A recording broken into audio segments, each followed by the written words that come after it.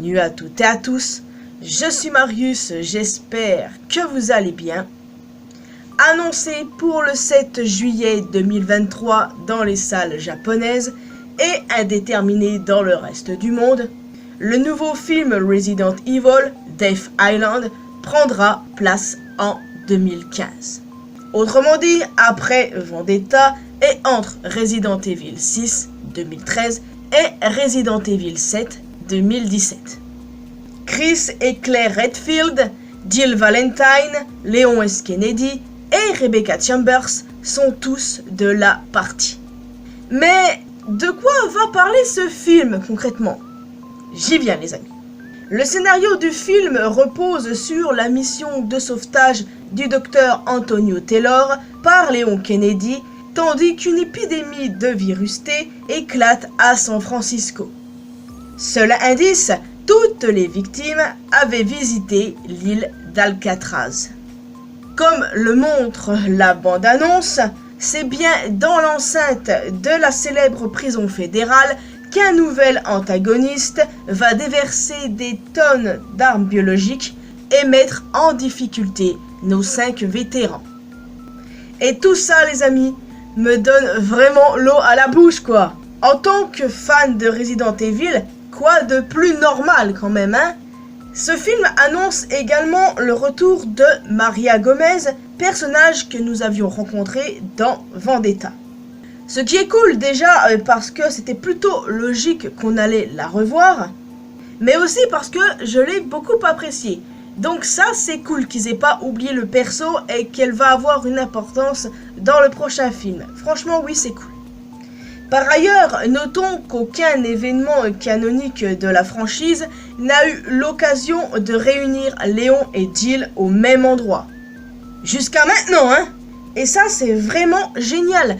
Nous étions très nombreux à vouloir que les deux personnages se rencontrent enfin.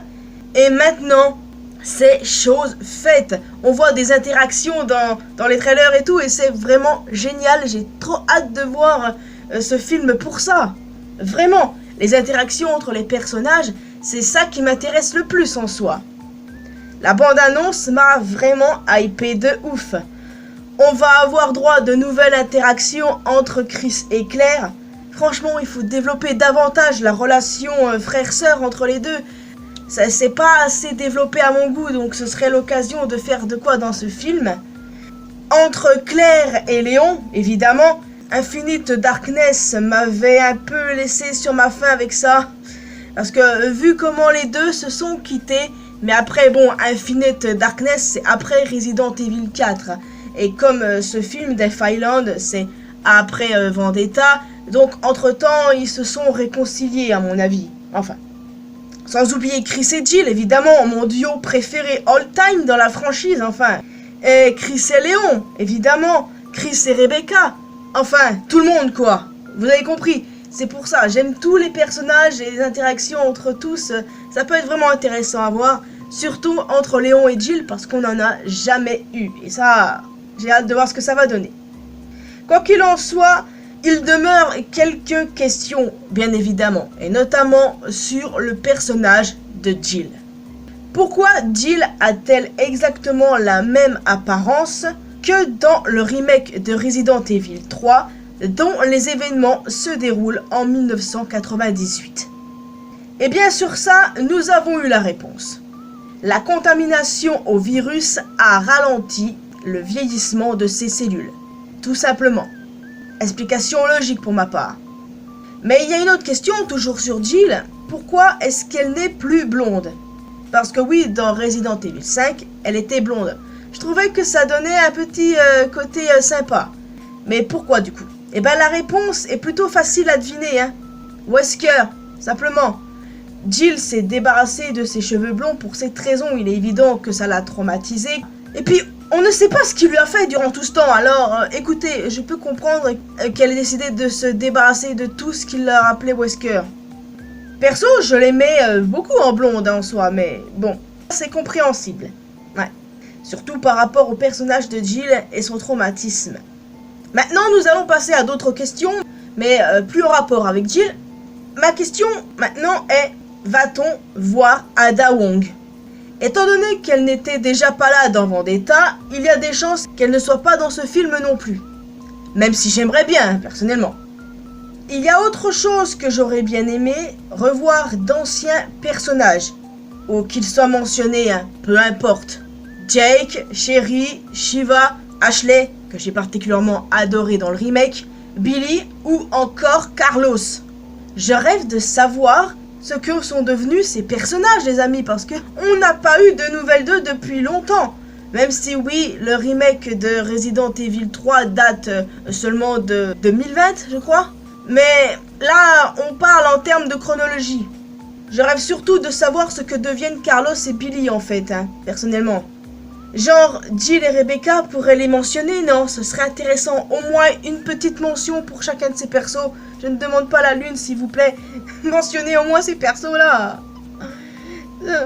Ce sont des personnages que j'ai appréciés, ceux que je vous ai cités auparavant, hein, pas que Carlos et Billy. Mais voilà quoi, je les ai appréciés et je rêve de savoir ce qu'ils deviennent maintenant. Ils méritent d'être exploités, que ce soit dans un prochain jeu ou dans un film. Et voilà. Surtout le Carlos du remake que j'ai adoré, donc j'espère qu'on le reverra dans le futur, lui. Voilà, j'aimerais vraiment savoir où ils sont et ce qu'ils font maintenant, quoi. Parce que oui, on peut imaginer ce qu'on veut avec nos headcanon et théories, mais c'est toujours mieux de savoir ce qu'ils font vraiment, non? Enfin, c'est peut-être trop demandé. D'ailleurs, n'hésitez pas à me dire, les amis, quel personnage souhaitez-vous revoir dans la franchise? J'ai vraiment hâte de voir ce film, et si ces personnages sont mentionnés, ce sera encore mieux. J'ai vraiment hâte, oui, j'ai vraiment hâte. Et en tant que fan de Resident Evil, c'est totalement normal. Cette franchise, je l'adore. Elle fait partie carrément de mon top 10 de mes univers préférés. Si on compte One Piece, Five Nights at Freddy's, Le Roi Lion et compagnie, et Kung Fu Panda, enfin voilà, Resident Evil a vraiment une très très grosse place dans mon cœur.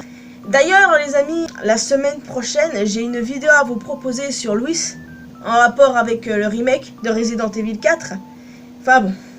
N'hésitez pas à me donner vos retours, qu'est-ce que vous pensez de ce film au vu de ce que vous savez. Quel personnage voulez-vous revoir? Évidemment, est-ce que vous êtes ravis comme moi qu'on aura enfin des interactions entre Léon et Jill? Parce que très clairement, c'est quelque chose qu'on demandait depuis des années déjà. Et là, c'est clairement chose faite et vraiment, merci Capcom quoi. Merci beaucoup. Et j'espère qu'il y aura d'autres surprises qui seront réservées dans le futur, que ce soit de nouveaux jeux, de nouveaux films sur les personnages qu'on connaît bien, les vétérans en question. Ce serait bien un autre jeu avec Rebecca aussi. Mais bon, j'attends surtout de revoir les autres personnages comme Jake, Sherry, Shiva, etc. quoi. En tout cas les amis, il est temps pour moi de vous laisser ici. J'espère que vous avez apprécié cette vidéo. J'attends vos retours évidemment avec impatience, que ce soit sur le film ou bien... n'hésitez pas à me dire ce que vous avez pensé d'ailleurs de Resident Evil 4, sans rentrer dans les grandes lignes parce que le sujet ça reste le film. Donc c'est juste pour savoir ce que vous avez pensé, si vous le préférez à l'original. Personnellement, l'original a une place dans mon cœur, mais le remake c'est vraiment quelque chose. Dites-moi si vous êtes hype concernant le film ou pas, parce que je sais qu'il y a des gens qui ne le sont pas vraiment, qui disent que ça sert à rien de faire des films. Bien au contraire, moi ça me hype toujours autant et j'emmerde les rageux, simplement. Donc voilà, maintenant que ça c'est dit, n'hésitez pas aussi à laisser un petit pouce bleu, ça c'est toujours encourageant, ça fait toujours plaisir les amis. Vous pouvez me retrouver sur mes réseaux sociaux, les liens sont évidemment comme d'habitude dans la description. Et surtout, le plus important, abonnez-vous à cette chaîne ainsi qu'à ma chaîne secondaire pour qu'on puisse se retrouver dans une prochaine vidéo. Bye bye!